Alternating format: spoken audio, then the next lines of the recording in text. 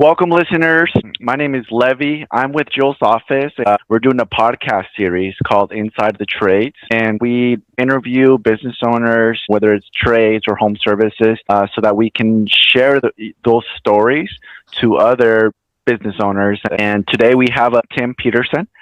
He's with NXT Level Carpet Cleaning, and I'm very excited. He's in my BNA group. How long have you been in BNI group again, Tim? Coming up on a year. A year? Same here. And we had our one-on-one not too recently, but I want to have Tim share his experiences, and I have some questions for you. And so without further ado, I want to start up with telling about yourself, Tim. Can you give us a small background of where you come from and how you got into your business with carpet cleaning? Sure. So I grew up here in Utah, and I got a wife. We've got 4 kids. We've been married 18 years now. Our oldest, he's just got his driver's license, and so we're just starting that phase of our lives. I'm from Davis County. I grew up in Kaysville. My wife grew up in Layton. When I was about 21, maybe 22, I was just back from an LDS mission to Brazil. I had a couple buddies. They were just doing some carpet cleaning, so I thought I'll give it a try. So I had my first carpet cleaning job. Things back in 2007, probably somewhere around there. And so just kind of started learning to clean carpet. It was a little bit different process than what I currently do, but I have learned over the last, 19 years, just some steps along the way that have helped me to provide better service. So that's when I first started getting into carpet cleaning, and I literally have been doing carpet cleaning full time since then. So 19 years. Was with a couple different carpet cleaning companies here in Utah, in the Davis County area. And over the years, I've cleaned over 8,000 homes and businesses. In that time, I was a technician and a lead technician, a technician training manager. So I was in charge of training the other technicians. As a general manager, so I was asked to go and move to a couple different locations to manage and run those carpet cleaning businesses for other business owners. So, and then in that time, I was also given the opportunity to go and work at the corporate headquarters for a carpet cleaning company I'd worked for several years. They had me franchise business coach. And so what I did is over my years of experience, I'd learned I was training all of their brand new franchise business owners. So these individuals that were buying carpet cleaning franchises all over the country, I was training them and helping them get onboarded and just the ins and outs of a carpet cleaning business and how to run it. So I loved that. Did that for a few years, and then there were some organizational changes. And so the position that I had, it was affected. So I found myself looking for some work. I decided to use that extra time as I was looking for work to go back to school and get my MBA. So it was a great stepping point. And then what I decided to do is, since I was still finding a little bit of some challenge finding the type of work I wanted, I realized, I know how to clean carpet. So let's get some equipment together and just start doing that. And so what I did is, since I had so much practice and helping other people start and run their own carpet cleaning businesses, and I knew exactly what to do. So I just went ahead and started up my own business last year. So I started it from scratch. It's spelled NXT. So it's Next Level Carpet Cleaning, but it's spelled NXT Level Carpet Cleaning. And it's just me at the moment. I'm the owner. I'm the operator. So I'm the one answering all the calls. I'm the one doing all the cleaning. And you'll often find me always with my earbuds in my ears because I've got to be able to hear the phone ring when I'm cleaning. So I also several times have to stop in the middle of cleaning someone's home or business to take a business call. But it's a fun challenge, just, learning to grow my own business on my own. Networking, in our network group with you, Levi, it's been awesome. Just all the challenges that come along with it. It's been a fun ride.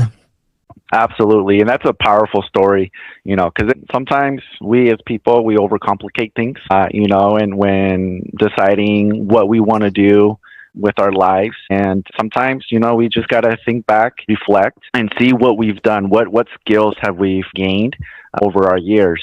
Practice makes perfect. The experience that you've gained, that right there is beautiful to see because you went back to what you know and without nothing, you're able to create something. And you're creating your business. And for a lot of listeners, who are still trying to decide what they want to do in their lives, it's a great time to reflect. What skills have I learned? What skills can I learn to be able to start something from scratch? And going into the next question is, what was the beginning like when starting your business, over this last year?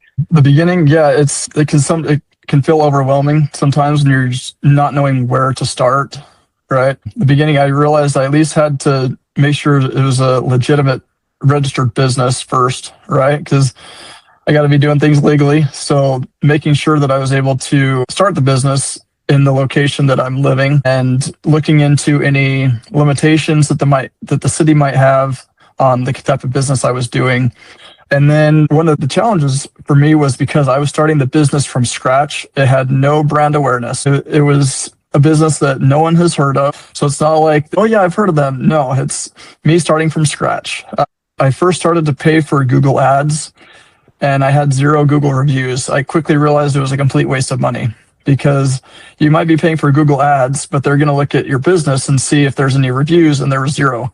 So it's just a waste of money to be paying, for the Google ads when there's no reviews to back it up. So I quickly just focused on getting as many Google reviews as I could from customers. I first started just cleaning for family members and friends. Obviously I'm offering some discounts just so I could get in the door, and then asking for some reviews.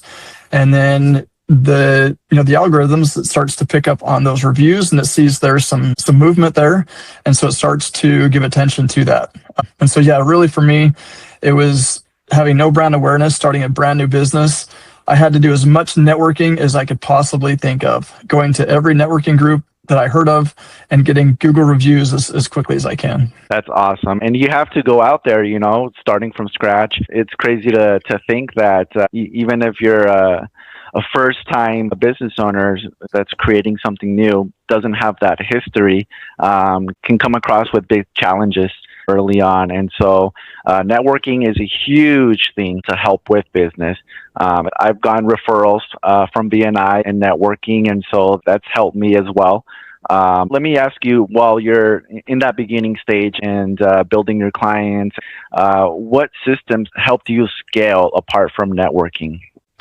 As far as scaling goes, because it's still just me, but I've obviously gotten a lot busier than when I started. It really was just making myself known, kind of selling myself and my services, to just basically, doing, when you go to these networking groups, you're basically giving a commercial of yourself and your business.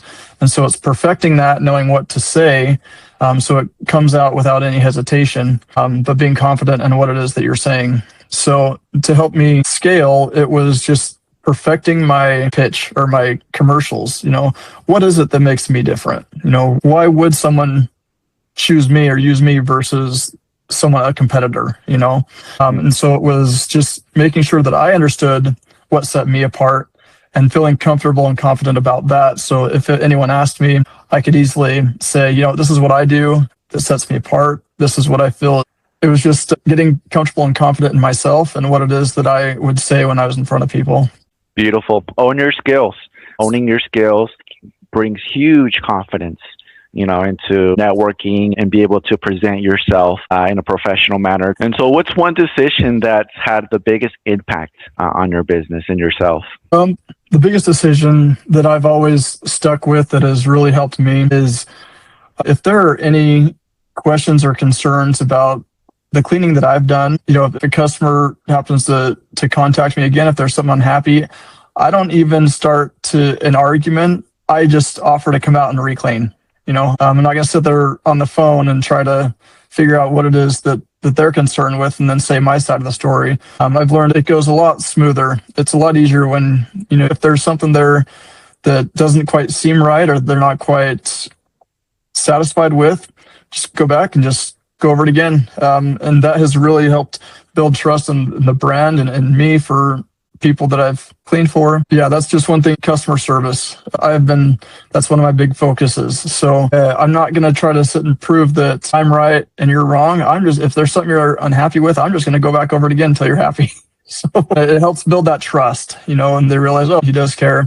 And there's several times where if there was something that I felt they weren't quite sure of before I started and they were okay when I was finished, I'll still reach back out a day or two later and just ask them, hey, does everything still look okay? Or when it's dried, or do you need me to come back over it? So that's something that I do frequently, is I'll still reach back out to make sure that they're still satisfied, or if they need me to come back and go over anything. Love that.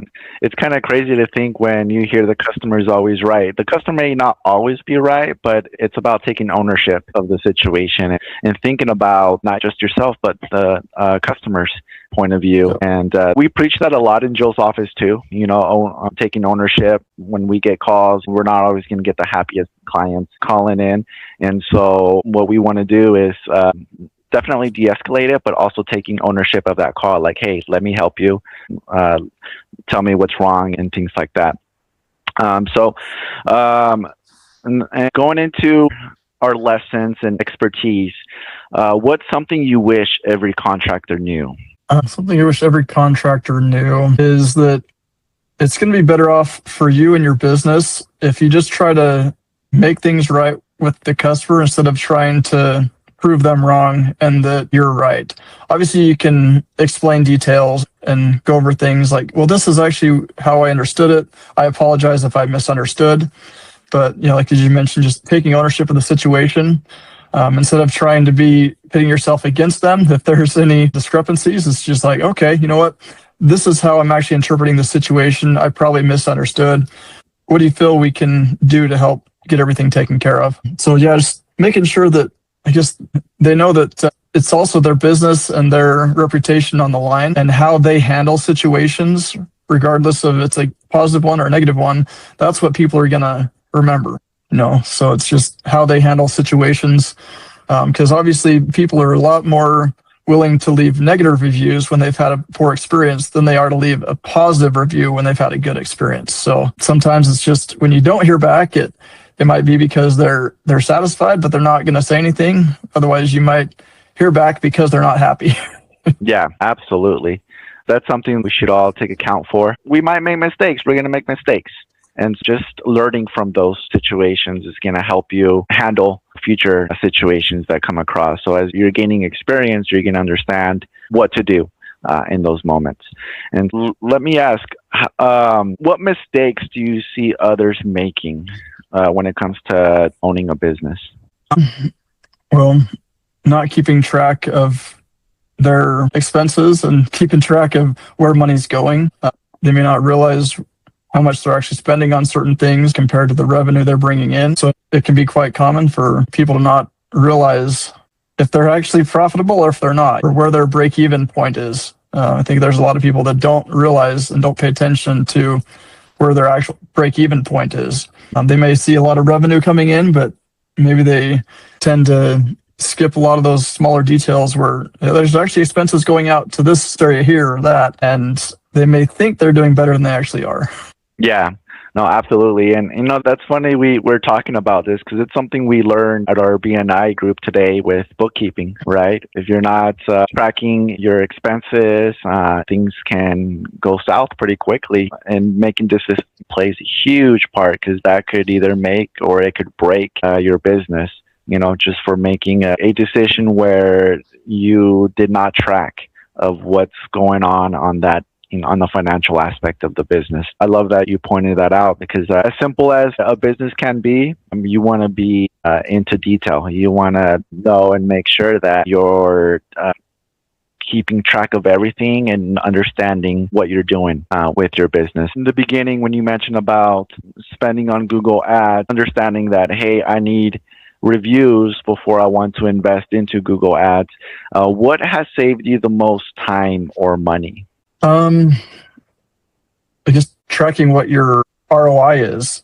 If you're using different marketing channels, whether it's Google Ads, Facebook ads, if it's print material, keeping track of when you get those leads or calls coming in from customers or potential customers, asking how they heard about you, how did they find out about you, so that you know whatever source that you're using, if you're seeing what your ROI actually is. If you're not asking how they heard about you, you don't really know which advertising source is actually giving you the best ROI. And oftentimes there's still going to be a variety of them. People may say they may have actually seen your ad or your business in several locations, right? It might be on the Facebook ads, it might be in print, and they're just going to maybe say the most recent one that they saw. So there's still going to be a combination of those different channels that you're using for marketing that are still going to play into the big picture. So you do have to keep that in mind. But the more you can ask and find out, most recently how they heard about you, that'll help in just tracking your ROI. That's beautiful. Yeah, absolutely. So, okay, let's go into some rapid fire questions to get to know you a little bit more. So, do you prefer coffee or energy drinks? I'm not really a big fan of either, but I guess it'd be energy drinks. Energy drinks. Okay. What is your go-to drink then? I'm usually a Gatorade fan, just because with my line of work, I'm constantly sweating all day, every day. So I go through a lot of water and I need electrolytes. So I'll go through Gatorade. If it's not that, then maybe it's a Dr. Pepper. But you definitely need electrolytes. You're exercising your body when you're cleaning, and so you are sweating, you're losing the sodium in your body, and there's nothing wrong with having a little Dr. Pepper. It helps give you some quick carbs, energy to make sure that you don't get lightheaded. Sure. Yeah. What is your favorite business book? A business book, to be honest, I guess it could be considered partial business, but my favorite book, it's called Mindset by Dweck. It's a great book. It just goes into explaining that, the way you think about everything around you, that affects how your outlook on everything. Whatever you're telling yourself, that's what's going to happen. If you're hard on yourself, saying, "Oh, I can't do this. I suck at this. I'm not good at this." Chances are your behavior is going to reflect that. But on the opposite, if you're believing you can do it, you're just believing, I'm going to get through this. I'm going to make it happen. It's going to work out a lot better for you. Absolutely. Yeah. I haven't read Mindset, but I have that noted. Mindset is everything, from when you wake up to when you go to bed. You got to be in that mindset of business and then looking at things positively, no matter what the day looks like or has done to us at the end of the day. Yeah. In that book, it definitely emphasizes having a growth mindset versus a fixed mindset. So those are some big contracting topics in that book. So it definitely, you have a growth mindset towards your business and decisions you're making, or is it more of a fixed mindset, some pessimism? So, yeah, it's great. Love that. Now, what is the best $100 you spent on your business? Best $100? Oh, I don't know.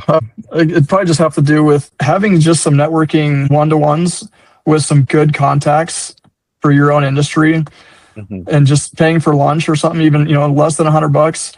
That is really that's very beneficial. I've received several jobs through situations like that, where, just even buying someone lunch and appreciating them, thanking them for their time, but creating a relationship, just a friendship, that someone that you feel correlates with your industry and the type of work that you do, really goes a long way. Creating those relationships, just so less than $100, take someone out to lunch and have a one-to-one, a good one-to-one with someone that can really help with your industry, and vice versa.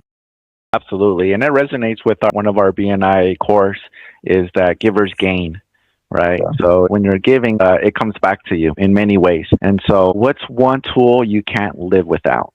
At the moment, it's my phone, because how I do business all day, every day. I'm not in front of a computer in an office. I'm out driving around in people's homes, in and out of my work van. So honestly, it's my smartphone, because it's got my whole business there. So that'd be the main thing for me. Oh, absolutely. Smartphones can go a long way. It's a mini computer. Yeah, it's how I book jobs when I'm on the go. It's how I take payments with customers. It's everything. We got a lot of power in our pockets. So. Absolutely. What's the biggest lesson you've learned? Not being too hard on myself, acknowledging that it'll take time. Just to be patient, but to still continue moving forward. So even if things aren't going well, just finding another way to make it happen. Just continuing to take one step forward and just keep moving in the right direction. I love that. Yeah, because you hear it where you are your biggest critic, right? And Yeah. so we can be very hard on ourselves. So just overcoming that, like understanding, like, okay, I should have done this or I should have said this. You just take from that and then you apply it on the next situation. And so don't beat yourself up too much. You know, that's something that we can all experience and agree on. So the next question is, if you had to start over tomorrow, what would you do first? Honestly, I would still just start making as many connections as quickly as I can with others in the similar industry or complementing industry and even similar industries, right? Sometimes people in the same industry can still help each other out. Someone's going to be better at one service than another, and they might have a buddy in the same industry that's better at the other service, and they can complement each other, help each other grow. So yeah, again, I would just start to make network as soon as you can. Just put yourself out there, getting in front of people, letting them know who you are, and getting to know them, obviously. As you mentioned, givers gain, being willing and showing interest in other people's businesses so you know how to help them out. In turn, they're going to see that you care and they're going to want to help you out. Absolutely. And then what are you focused on next? Next thing I'm focused on is obviously scaling even more to where I can hire on, a helper, but also to get an additional van, hoping to get up to 3 in the next couple of years here. But I am planning to scale it, and I'm working on getting those Google reviews up as even more to where I can compete with the big boys. It's been great. I'm still less than a year, and I'm at about 90 Google reviews, and they're all 5 stars. So that has really helped set me apart from even when people are just Googling carpet cleaning and my name pops up. They just see that I may not have as many as several hundred, but they do see that they're all 5-star reviews.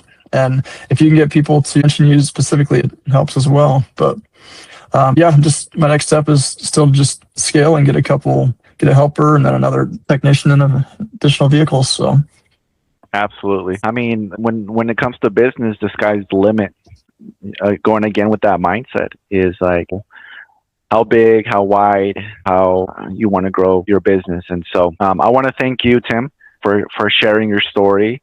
I feel like listeners today are going to take a lot from our conversation. There might be a struggle right now, but the beautiful thing about being here is that every day you have an opportunity. If you guys are wondering where we're located here in Utah. Tim serves the northern Utah, right? Pretty much. Yep. Weber County, Davis County. So if you need your carpet cleaning and you're in our area, reach out to Tim and look at his reviews and the work that he's put in. Yeah, if you're in the kind of the Davis, Weber County area and you just start to look up carpet cleaning, you may see one of my ads pop up. They have been going pretty heavy, so I guess that's a good thing. So absolutely, getting a lot of business. So it's been great. But yeah, and thank you, Levi, for having me on. I really appreciate it. Yeah, no, it was really fun, getting to know you on a deeper level. For the listeners that are on YouTube, thank you for joining, and hope that you guys subscribe. And as we continue to share more stories, more powerful stories like Tim Peterson with Next Level Carpet Cleaning.